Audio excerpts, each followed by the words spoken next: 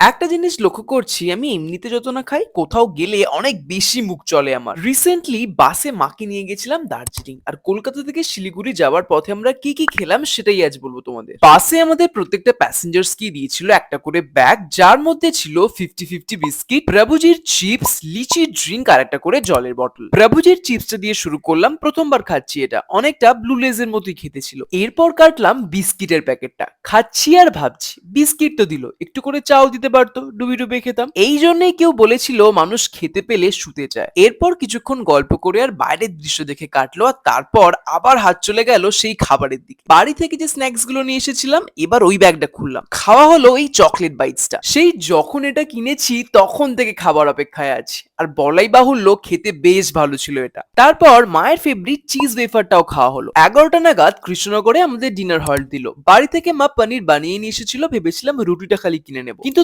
তরকারি ছাড়া এখানে শুধু শুধু রুটি পাওয়া যায় না, তাই এক কাপ চা খেয়ে আর কৃষ্ণনগরের ফেমাস সরপুরি আর সরভাজা কিনে আবার বাসে উঠে পড়লাম। কি আর করা যাবে, শুধু শুধুই পনিরটা খেলাম। তারপর ছিল সেই সরভাজা আর সরপুরিয়া। সত্যি কথা বলতে আমি আশা করিনি এটা খেতে আমার ভালো লাগবে, বাট এটা জাস্ট দারুণ ছিল। আরে না না, এরপরে আর কিছু খাইনি, মিষ্টি খেয়েই লম্বা একটা ঘুম দিলাম।